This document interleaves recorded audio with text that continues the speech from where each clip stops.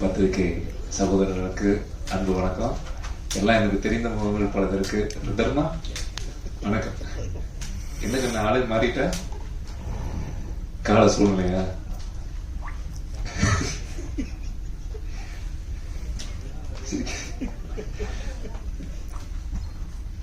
நான் குழந்தையிலிருந்து பாருங்க. ஆமா சார், சந்தோஷமா இருக்கு.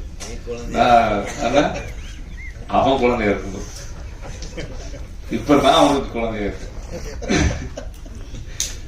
என்ன சந்தோஷம்னா, நான் வரும்போதுதான் சொல்லிட்டேன் வந்து இந்த ரோடு, இந்த பிரசாத்ல ரோடு கடந்து வரும் பொழுது கொஞ்சம் நீண்ட நாட்கள் ஆயிடுச்சு. இந்த பகுதியில வந்து இந்த பகுதியில எப்ப வந்தாலும் எனக்கு நெஞ்செல்லாம் ஒரு ஈரமாயிடும், ஒரு கண்ணில் தண்ணீர்லாம் கபுக்குன்னு வந்து நிற்கும் அப்படியே.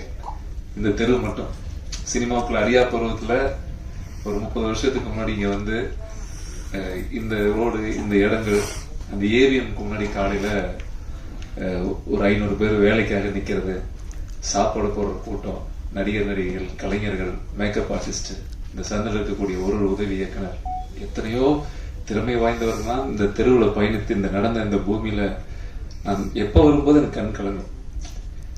சாதித்தவர்கள் பத்தி மட்டும்தான் நம்ம பேசுறோமே தவிர, இந்த சினிமாக்காக எத்தனையோ பேரு குடும்பத்துக்கு போகாம, கல்யாணம் பண்ணிக்காம, அப்பா அம்மாவை பார்க்காம, சினிமா தான் காதல், சினிமா வியாபாரம், வணிக ரீதியெல்லாம் தாண்டி உண்மையான கலைஞர்கள் மறைந்த இந்த தெருவை நினைக்கும் போது எனக்கு பெரிய சந்தோஷமா இருக்கு. அது பார்க்கும்போதுதான் சோ இந்த சினிமாவில் நானும் இத்தனை கோடி, இத்தனை ஆயிரங்கள், இத்தனை லட்சத்துல நானும் ஒரு கடைக்கோடியாக, ஒரு சாதாரண நடிகன், பல திறமையான கலைஞர்களுக்கு மத்தியில எனக்கு ஒரு வாய்ப்பு அளித்த, எங்கேயோ இருந்து வந்த எனக்கு ஒரு வாய்ப்பு கொடுத்த என்னுடைய குருநாதர் ஆர்.கே. செல்லுமணி சார் அவர்களுக்கு எப்பவுமே நான் வாழ்க்கையில நன்றி கடன் பட்டிருக்கேன். ஏன்னா இன்னைக்கு ஒரு பட வாய்ப்பு கிடைக்கிறது கஷ்டம், நம்மளை யாராவது நடிக்க வைக்கிறது கஷ்டம். என்ன ஹீரோவா போடுறதுக்கு நீங்க ஒரு வீடியோ தோட்டமும் வித்துற முடியாது சாதாரண. இன்னைக்கு அன்னைக்கு இருக்கிற காலகட்டத்துல ஒரு கதைக்கு ஒருத்தன் தேவைப்படுறான். கதைக்கு இந்த பையன் சரியா இருப்பானா, இந்த பையன் சரியா இருப்பான். சோ என்ன ஒரு முதல் முறையா பார்க்கும்போது நான் வாய்ப்பு தேடி போனதே இல்லை. ஆனா எனக்கு ஒரு வாய்ப்பு அமைஞ்சது. சார் என்னை கூப்பிட்டு ஒரு போட்டோ பார்த்தேன். ஆக்சுவலா போட்டோ மிஸ் ஆயிடுச்சு. பிரசன்ட் சாருக்காக எடுத்த போட்டோ எனக்கு வந்துருச்சு. என்ன எடுத்த போட்டோ ஸ்டுடியோல அவருக்கு போயிடுச்சு. என்ன ஒருத்தன் தேடுறான், ஒரு போட்டோகிராஃப். சார் உங்களை கூப்பிட்டு வர சொன்னாங்க. எனக்கு பயம். எங்க அம்மாவுக்கு கேட்கிறேன், பாத்திரா மெட்ராஸுக்கு புதுசா டிஎப்டி படிக்க போயிருக்கிறேன், எவனாவது கடத்திட்டு போற இல்லம்மா, ஒரு டேரக்டர் பாத்துருக்கிற. அப்புறம் கார்ல வேற வந்து என்ன கூட்டிட்டு போனாங்க, பயந்துட்டே போனேன். அப்புறம் போனா ஆபீஸ்ல உள்ள கூட்டு போய் அப்பதான் காட்டுறாங்க ஆர்.கே. செல்லுமணி சார் புலன் விசாரணை, கேப்டன் பிரபாகரன்லாம் முடித்து பெரிய கூட்டம். அது குறிப்பா உங்களுக்கு தெரியும், ஒரு பட்ட வெற்றி அடைஞ்சிருச்சுன்னா, ஒரு படம் வெற்றி அடைஞ்சிருச்சுன்னா எத்தனை கூட்டம் நிக்குன்னு தெரியும்ல. வெறும் செருப்பா நிக்குது, கல்யாண வீடு மாதிரி. நான் அப்படியே வெளியே நின்றுட்டு இருக்கேன். அப்புறம் சரி பரவாயில்ல, எதுக்கோ கூப்பிடுறாங்க. என்னை உள்ள கூப்பிட்டு அவர் கேட்டாரு, சரிப்பா வாங்க, உங்க பேர் என்ன? செந்தில்குமாருங்க சார். எந்த ஊரு? கோயம்புத்தூருங்க சார். சரி நடிப்பீங்களா? நடிக்க மாட்டேன் சார். நடிக்க மாட்டேன்? என்னையா நீ நடிக்க மாட்டியா? இல்ல நீ நடிக்கிற என் படத்துல தான் உன்னை கூப்பிட்டு கேட்கிறேன் அப்படின்னா. அப்படிங்களா சார், என்னவா நடிக்கணும்? நீ என்னவா நடிக்கலாம்னு நினைக்கிறேன்? இல்ல இந்த படத்துல நான் குண்டா இருப்பேன், கொஞ்சம் பெரிய உடம்பா இருக்கிறதுனால நான் சொன்னேன், இந்த அடி அற்கள் மாதிரி கட்ட கட்ட கொடுத்தீங்கன்னா நான் பின்னாடி ஓரமா நினைக்குவேன் சார், எனக்கு ரொம்ப பிடிக்கும் வில்லனா அப்படின்னு. ஐயோ, இந்த படத்துக்கு நீ தாங்க ஹீரோவா நினைக்கிறேன். ஹீரோவான்னு எனக்கு சிரிப்பு வந்துருச்சு. சார் என்னடா நீ சிரிக்கிற அப்படின்னு. இல்ல சார், நீங்க ஒருவேளை சார் ஹீரோங்களா? நீதான்ப்பா ஹீரோ. ஒரு கதை உன் போட்டோ பார்த்தோன்னே நீ சரியா இருப்பேன்னு நான் தீர்மானிச்சிட்டேன். அப்போ எனக்கு ஒரு பெரிய எனக்கு நம்பவே முடியல. இப்ப நான் ஓகே சொல்றதுக்கு முன்னாடி அவங்களே பிக்ஸ் பண்ணிட்டாங்க. உடனே 2 பேர் இருப்பாங்க இல்லையா, எப்பவுமே ஒரு சினிமா ஆபீஸ்ல என்ன பேர் சொல்ல வேண்டாம், பாதி பேர் மேல போயிட்டாங்க, பாதி பேர் சினிமா விட்டு வெளியே போயிட்டாங்க. அதுல ஒரு 4 பேர் சிகரெட் குடிச்சுட்டே பாக்குறாங்க. இல்ல செல்வா, இந்த கேரக்டருக்கு ஒத்து வராதுன்றான். ஐயோ, இவன் ஓகேனால எவ்வளவு மாட்டான் போல் இருக்கு. எதுக்கு ஒரு மேக்கப் டெஸ்ட் வச்சுட்டாங்க அப்படி 2 பேர். அப்புறம் மத்தியானம் கேமரா எல்லாம் கொண்டு வந்துட்டாங்க. நான் அங்கேயே நிக்கிறேன். மேக்கப் எடுக்கிறாங்க. நாங்கள் நின்றுட்டு இருக்கேன், மேக்கப் எல்லாம் போட்டுட்டு எல்லாம் உள்ள போய் ஆர்வமா நிக்கிற போது அந்த சிகரெட் குடித்த அந்த 4 பேர் அப்படியே திருப்பி அந்த ரவுண்டு கட்டி பாக்குறாங்க. இந்த கேரக்டருக்கு பார்த்திபன் சார் தான் சரியா இருப்பாரு. நான் ஏற்கனவே சொன்னேன், ஏன் ரிஸ்க் எடுக்கிறாரு செல்வமணி? இல்ல இன்னொருத்தவரா மேக்கப் போடும்போது, ஆக்சுவலா சரத்குமார் சார் தான் அடிக்கடி பார்த்துட்டு போறாரு சார், அவர் கன்ஃபார்ம் தான். அப்படியா, அவங்க எல்லாம் நடிக்க வேண்டிய வேஷமா எனக்கு சொல்றாரு. சீச்சி அது இருக்காது. இல்ல சார் அதுக்காக அதுதான் சார். இப்ப இதெல்லாம் சொல்லி எனக்கு டெஸ்ட் கூட்டு போறாங்க. போய் நிக்கும் போது என்ன சுத்தி அந்த சிகரெட் குடிச்சது 8 வில்லன் ஆல்ரெடி கன்ஃபார்ம். நான் வரவே கூடாதுங்கிற உறுதியா இருக்காங்க, ஜெயிச்சிடவே கூடாது. அதுல கேமராமேன் நம்ம பன்னீர்செல்வம், ஆமா தாடி, ஆட்டோல லேட்டா ஃபாஸ்டா வந்துட்டார். ரெடி செல்வா, சாரி லேட் ஆயிடுச்சு. அவர் என்ன கூட பாக்கல, வந்து கேமரா வச்சுட்டு ரெடி, யார் ஆர்டிஸ்டுமா அந்த மார்க் கொடுத்துரு அப்படின்ட்டு வர சொல்ல அப்படின்னு. அவர் என்ன ஃபேஸே பார்க்கல சார். நான் பாட்டுக்கு வந்து நின்னேன், குனிஞ்சு பார்த்தாரு. கொஞ்சம் கீழே குனிமா, கீழே குனிஞ்ச. என்ன பாரு, கேமரா பாரு, பார்த்தாரு. எனக்கு நான் கருக்கிடுச்சு.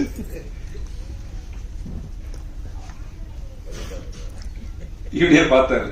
இந்த சிகரெட் கட் பண்ண கவுண்டர் க்ளோஸ் அந்த 8 பேரும்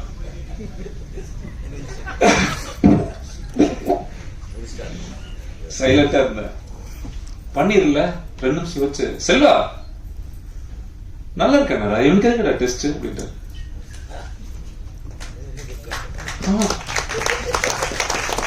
எனக்கு அப்படியே ஆடிட்டேன். நல்லா இருக்கேன் சார், எதுக்கு டெஸ்ட் இவனுக்கு?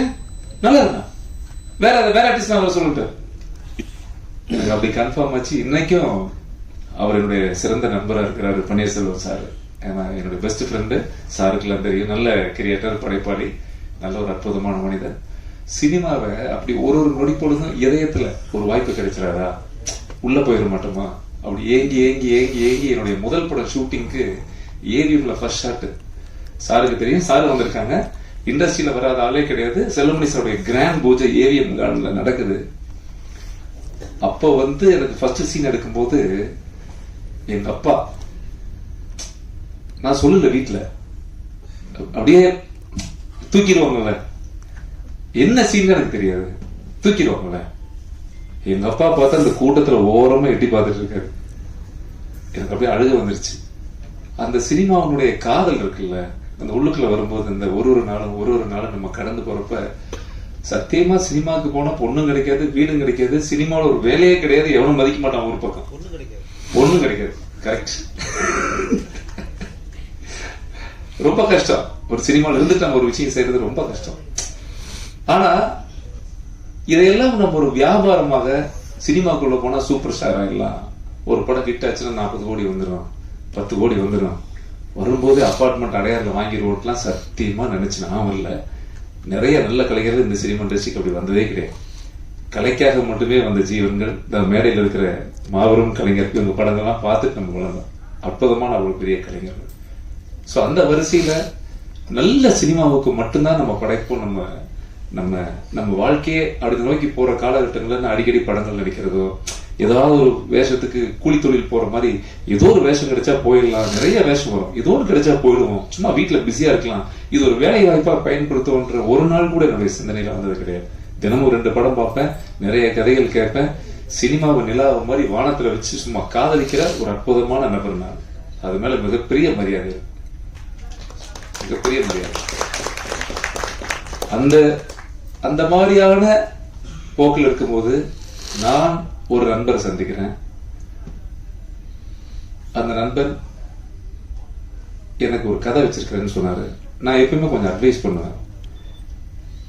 வீட்டுல பொண்ணு இருக்குதா, படம் எடுக்கிறீங்க, போச்சுன்னா போயிடும், பாத்துக்குங்க. எங்க அம்மா சொல்லணும், வீட்டுல யாராவது வந்தா கெடுத்துட்டியா, டீ வச்சு கொடுத்து அட்வைஸ் பண்ணி அனுப்புவேன். அவங்க செருப்பு எப்படி நூல் இருக்குதா, டீ போர்டு கார்ல வந்தாரா, இதெல்லாம் நான். ஏன்னா 100 ரூபா சம்பாதிக்கிறது ரொம்ப கஷ்டம். இந்த சினிமா வந்து விருப்பப்பட்டு காதலிச்சு வரக்கூடிய ஒரு தொழில். இது ரியல் எஸ்டேட்ல போட்ட மாதிரி வந்து அதை எதிர்பார்க்க முடியாது. இது வந்து நேசிச்சு வர வேண்டிய ஒரு தொழில். ஸோ அப்ப என்னுடைய அருமை நண்பர் இயக்குனர் வந்து என்கிட்ட சொன்னார், ஒரு அருமையான கதை இருக்கு சார். நான் வேண்டான்னு சொன்னேன். வேண்டாம் சார், ஏன்னா போராடணும். வியாபாரத்தில் இருந்து ஒரு நடிகருக்கு படம் எடுக்கிறது அது ஒரு தன்மை, அது உங்களுக்கு தெரியும் நினைக்கிறேன். ஒரு படம் எடுக்கும் பொழுது ஒரு வியாபாரம் அப்படின்னு நம்ம ஒரு லிஸ்ட் போட்டு வச்சிருப்போம். அது தியேட்டர் வரைக்கும் பேசும், ரிலீஸ் வரைக்கும் பேசும். சோ அந்த மாதிரியான சூழல்ல அவர் என்ன கேட்கும்போது நண்பனாக ஒரு தோழனாக நான் அவருக்கு சொல்ல வேண்டிய கடமை என்ன? அக்கறை தான்.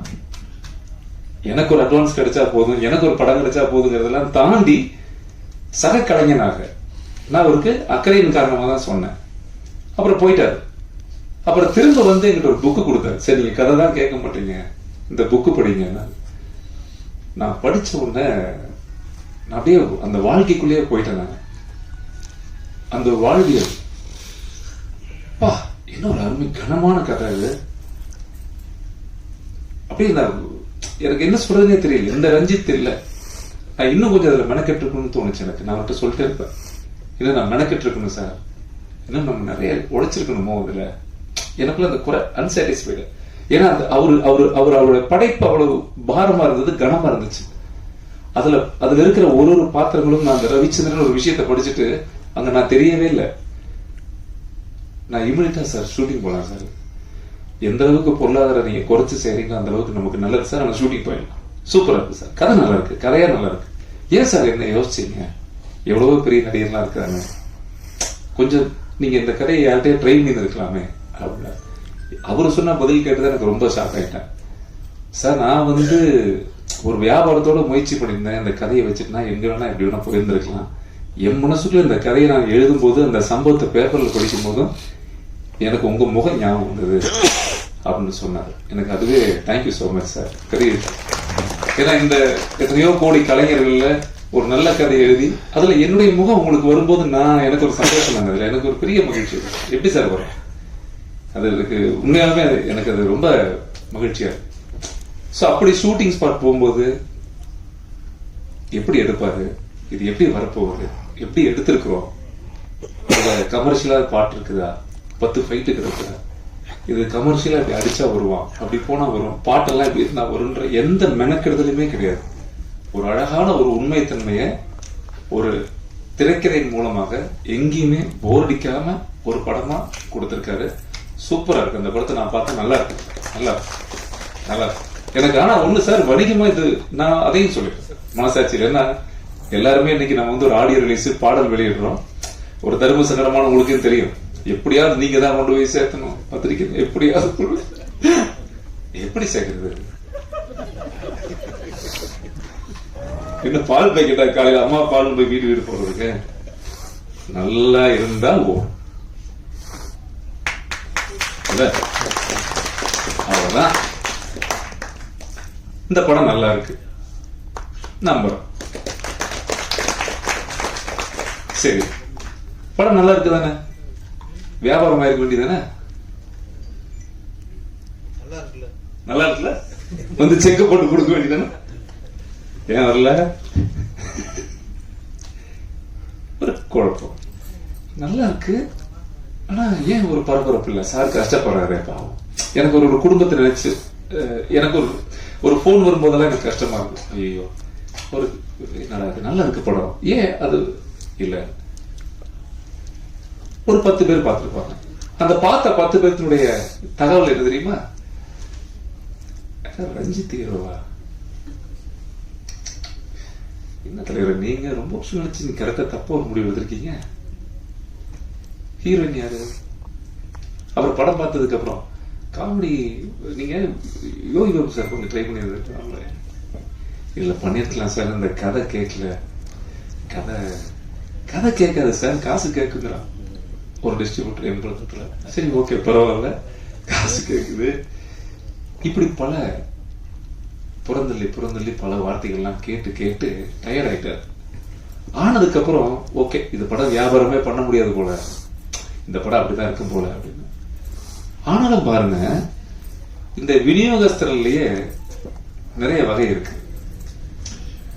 ஃபாலோயர்ஸ்னு சில பேர் இருப்பாங்க, பிரான்சைசி மாதிரி. ஒரு டீ கடை நல்லா ஓடுச்சுன்னா உடனே நம்ம ஊர்ல போட்டு காசு பண்றது. சொந்தமா பண்ணு வைக்க மாட்டான், சொந்தமா பால் வாங்கி கறந்து டீ வைக்க மாட்டான், கஷ்டப்பட மாட்டான். அதுல அப்படி ஒரு டிஸ்ட்ரிபியூட்டர் பார்த்தா அதான் நம்ம திருச்சி ஜின்னா. பாய் தங்கமாய் அஜய் பிலிம் சூப்பர். சாமி இருக்கீங்களா? என்ன போயிட்டாரா? இல்ல நீ சொல்றது நெகட்டிவ் பத்தி என்ன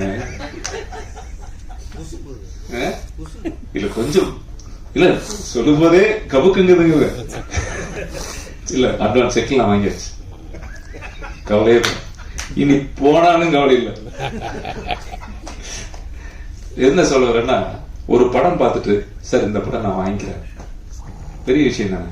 இந்த படம் நான் வாங்கிக்கிறேன் சார், இந்த படத்தை நான் ரிலீஸ் பண்றேன், இந்த படத்தை நம்ம பிரிண்ட் போட்டு ரிலீஸ் பண்ணணும்னு சொல்லி ஒருத்தர் இந்த படத்தை வாங்கியிருக்கிறாரு. அவருக்கு உண்மையாகவுமே மனசார நான் நன்றி சொல்றேன். கண்டிப்பா பெரிய விஷயம் சார். சின்ன படம், நாங்கெல்லாம் சின்ன நடிகர்கள், சின்ன நடிகர்கள் நல்ல நடிகர்கள் தான், அது வேற விஷயம். மேகாலி எல்லாம் கோச்சுக்கு போறாங்க. ரொம்ப அவங்க தமிழ் ஆர்வம் எந்த அளவுக்கு படத்துல நடிச்சிருக்காங்கன்னு படம் பார்த்தா தான் நான் சொல்ல முடியும். நீங்க கண்டிப்பா படம் பார்த்துருவீங்க, அடுத்த வாரம் கண்டிப்பா நீங்க படம் பார்த்துருவீங்க. பார்த்துட்டு நீங்க பேசுறதுதான் இனிமேல். ஏன்னா நான் பேசுறதை விட நீங்க தான் சொல்லணும் எந்த மாதிரி நடிச்சிருக்காங்க, சூப்பரா பண்ணிருக்காங்க, அந்த குழந்தைங்க நல்லா நடிச்சிருக்காங்க. நான் தனித்தனியா ஒருத்தருக்கும் சொல்றது வேற. மியூசிக் டைரக்டர் முதல் கொண்டு, வரிகள் எழுதிய என்னுடைய அன்பு நண்பர் ரகுமான் முதல் கொண்டு, எடிட்டர் எங்க பப்ளிசிட்டிக்காரனே ஆயிட்டு. நீ இந்த படம் நல்லா இருக்குன்னு எப்ப தெரியுமா கண்டுபிடிச்ச? அவர் பிஸியான editor sir, Vijay Sethupathi sir படம் நிறைய படம் எல்லாம் பண்ணிட்டு இருக்காரு. ஒரு நாளைக்கு 15 போஸ்ட் போட்டுட்டே இருப்பாரு, அருமை அருமை விரைவில் வருகிறது. அப்ப யோசிப்பேன், இவன் தான் எடிட்டர், நல்லா இருக்கோ இது நான் படம் பார்க்கறதுக்கு முன்னாடி. புரியுதா? ஏன்னா ஒரு எடிட்டர் எடிட் பண்ற எடிட்டர் தினமும் 5 போஸ்ட் போடுவார், காலை வணக்கம் மாதிரி, விரைவில் இறுதி முயற்சின்னு. இவரு டைரக்டர் சும்மா இருக்காரு, இவரு ஏன்டா ஓவரா பண்ணிட்டு இருக்காருன்னு எனக்கு உங்களுக்கு புரியுதாங்கன்னா, எனக்கு அது அந்த அளவுக்கு சந்தோஷமாச்சு. நீங்க யார் ஒரு கலைஞர்களுக்காக கலைஞர் சப்போர்ட் பண்ணி இந்த நான் இருக்கேன் கூடன்னு சொல்லி ஒரு நல்ல படத்தை நீங்க எல்லாம் கொண்டாடுறீங்களா? நம்மகிட்ட காசு பணம் எல்லாம் இருக்கலாம், ஆனா உசுர கொடுக்கணும்ல, அது பெரிய விஷயம் சார். அந்த டீம் அமைஞ்சது பெரிய பாக்கியம் இல்லை. அது உண்மையாமே எனக்கு ஒரு நாளும் இதுல ப்ரொடக்ஷன் மேனேஜர் நம்ம வேலுல ஆரம்பிச்சு நம்ம மியூசிக் டைரக்டர்ல ஆரம்பிச்சு இதான் சாரோட நண்பர்கள் சொன்னாங்க. எவ்வளவு போட்டாங்க என்ன பண்ணாங்க அதெல்லாம் தெரியாது, அதெல்லாம் அந்த ஏரியாவுக்கு நம்ம இல்லை. ஏதாவது ஒரு சூழல்ல ஒரு நல்ல படம், ஒரு கதை கேட்டுட்டு அவங்க ஒரு ஹெல்ப் செய்யறாங்க போது, இந்த படம் நல்ல படமா இருக்கிறதுனால சார் இத்தனை உதவி உங்களுக்கு வருது, இது கண்டிப்பா நல்லா இருக்கும் சார், நான் நம்புறேன் நல்லா இருக்கும். நான் இப்பவும் சொல்றேன் சார், இந்த படம் நீங்க பார்க்க போறீங்க, இந்த படம் பார்த்துட்டு பட்டைய கிளப்பிடுச்சுடா, இந்த படம் ரிலீஸ் ஆன உடனே எங்கேயோ போயிடுவோம். இது வரைக்கும் என் வாழ்க்கையில எங்க அம்மா சத்தியமா அந்த மாதிரி எண்ணத்துல நான் நடிச்சதே கிடையாது. ஆனா ஒண்ணு, இந்த படத்துல பெரிய திருப்தி என்னன்னா, ஒரு நல்ல படம் நடிச்சிருக்கேன் 30 வருஷத்துல, நிறைய படத்துல இந்த படம் நடிச்சிருக்கேன்ற ஒரு பெரிய மன திருப்தி இருக்கு இந்த படத்துல. எனக்கு ரொம்ப திருப்தி இருக்கு, ரொம்ப ஹாப்பியா ஃபீல் பண்ற ஒரு படமா இந்த இறுதி முயற்சி. நிறைய பேர் சொன்னாங்க அது என்ன இறுதி முயற்சின்னு சொல்லும் போது கூட, ஒரு முறையும் எங்கிட்ட இந்த விளம்பரம் எடுத்து கொடுக்கும்போது பாதி பேர் சொன்னாங்க, என்ன சார் இறுதி முயற்சின்னு தலைப்பு தான் தப்பா இருக்கு, என்ன இறுதி முயற்சின்னு வச்சுட்டீங்களே, என்ன முடிஞ்சதா? நீங்க கேட்ட மாதிரிதான் முடிஞ்சது போல. இறுதி முயற்சி கீழே கமெண்ட், இறுதி முயற்சி உறுதி முயற்சின்னு வைங்க, முதல் முயற்சின்னு வைங்க. அதுக்கு ஒருத்தங்க நான் 30 வருஷம் முயற்சி தானே பண்றாங்க, முதல் முயற்சி எப்படி வரும்? கீழே கமெண்ட் போயிட்டே இருக்கு, நான் பார்த்துக்கிட்டே இருக்கேன். சரி சந்தோஷம். என் அன்பு தங்குகள் நம்ம நண்பர்கள் தானே எழுதுறாங்க நம்மளை பத்தி, பெரிய சந்தோஷம். என்னன்னா, இந்த படத்துல இறுதி முயற்சி அப்படிங்கிற தலைப்பு தான் இந்த படத்துக்கு மிக அற்புதமான தலைப்பு, கதைக்கு பொருத்தமான ஒரு தலைப்பு. இந்த படம் பார்க்கும் பொழுது அதுதான் இது ஒரு உறுதியான முயற்சியா. சோ இந்த படத்தில் நடிக்கிறதுக்கு இன்னைக்கு யாரை கூப்பிடணும், இந்த படம் வெளியே போறதுக்கு எப்படி கொண்டு போகணும், இந்த படத்தை இவங்களை கூப்பிட்டு நல்லா இருக்குமா அவங்களை கூப்பிட்டா, எதுவுமே நாங்க திங்க் பண்ணல. இந்த படத்தை லிஸ்ட் போடும்போது ஆடியோ ஃபங்க்ஷன் நடக்குது சார், இந்த ஆடியோ ஃபங்க்ஷனை நம்ம எப்படி பண்ண போறோம் அப்படின்னா, சார் சினிமா நல்லா இருக்குன்னு நினைக்கக்கூடியவர்கள் மட்டும் மேடையில் வந்தா போகும் சார். நாங்க அப்படி 2 பேர் என் அன்பு தங்கங்கள் பேரரசு சாரும் ரவிக்குமார் சார் வந்துட்டாங்க. நன்றி சார், நன்றி சார். ஏன்னா அது நான் விளையாட்டுக்காக சொல்ல, எனக்கு நிறைய நடிகர்கள் நண்பர்கள் இருக்காங்க, இயக்குநர்கள் இருக்காங்க. மேடை அலங்காரத்துக்கு மட்டும் கூட்டிட்டு வர்ற விஷயம் இல்ல, படம் எப்படி இருக்குன்னு சொல்ற மாதிரி தான், பொருள் என்னப்பா அப்படிங்கிற மாதிரிதான். ஒரு தயாரிப்பாளருடைய கஷ்டமும் நஷ்டமும் தெரிந்த இன்னைக்கு தமிழ் சினிமா இண்டஸ்ட்ரியினுடைய தரம் எங்க இருக்கு, சிறிய படங்களுக்கான அங்கீகாரம் இன்னும் ஏன் கிடைக்கல, தியேட்டர்கள் எதுக்கு நமக்கு அமையல, இன்னும் ஏன் நம்ம போராடிட்டு இருக்கிறோம். நம்ம படம் ரிலீஸ் ஆகுது, திங்கக்கிழமை எந்த தியேட்டர்ல ஓடுதுன்னு நமக்கே தெரியாது, எந்த ஷோன்னு கூட தெரியாது. நிரந்தரமே இல்லாத வாழ்க்கை. அப்ப நிரந்தரமே இல்லாத தயாரிப்பாளர்களுக்கான ஒரு பாதுகாப்பு நலன்ல எந்த மனிதன் அக்கறையா இருக்கிறான்? அக்கறையா இருக்கிறது மட்டும் தான் மேடைக்கு வரணும் அப்படின்னு ஆசைப்பட்டோம். அந்த அக்கறையா இருக்கக்கூடிய ஜீவன் ஒரு மேடைக்கு வந்திருக்கிறாங்க. எல்லாத்தோட சார்பில் நன்றி சொல்றாங்க. ஸோ இது எல்லாத்துடைய தமிழ் சினிமாவுடைய பெரிய ஒரு விஷயம். எல்லா படம் அப்படிதான், ஓடுறதுக்கு முன்னாடி எல்லாம் சின்ன படம் தான், ஓடுனா பெரிய படம் நம்புறோம். இதுக்கு மேல பிரபஞ்சம் இருக்கு, நல்ல படத்தை தமிழ் மக்கள் வாழ வைப்பாங்க அப்படி நம்பிக்கை இருக்கு, ஓட வைப்பாங்க நம்பிக்கை இருக்கு. பார்ப்போம், கடவுள் ஆசீர்வாதம். வழக்கம் போல நான் ஒரு வேண்டுகோள் வச்சுக்கிறேன். கடைசியா வேணா ரூம்குள்ள கூட்டு போய் என் தங்கங்கள நல்லபடியா பண்ணுங்க சாமி. எத்தனையோ பத்திரிகைகள் எழுதுறோம், எத்தனையோ விஷயங்கள் எழுதுறோம். சோ இந்த இறுதி முயற்சி அற்புதமான கதைக்களம் அவர் சொன்ன மாதிரி. ஏன்னா ஒரு குடும்பம் ஒரு தற்கொலை தீர்வாகாது அப்படின்ற ஒரு கதையை பேஸ் பண்ணி போறோம். இந்த கதையில மிகப்பெரிய சம்பவம் என்னன்னா, 199 குடும்பங்கள் கடந்து கொண்டிருக்கின்ற, கஷ்டப்பட்டு கொண்டிருக்கிற நிகழ்ச்சியை இதுல படமா நம்ம கொண்டு வச்சிருக்கோம். குடும்பத்துக்கு பிடிக்கும். சோ குடும்பங்கள் கொண்டாடுற அளவுக்கு நீங்க கொண்டு போய் சேர்த்துவீங்க நம்புறேன் தங்கங்களே. ரொம்ப நன்றி, அன்பு நன்றி. இங்க வந்திருக்கிற எல்லாத்துக்கும் மனமாற நன்றி தெரிவிச்சுக்கிறேன்.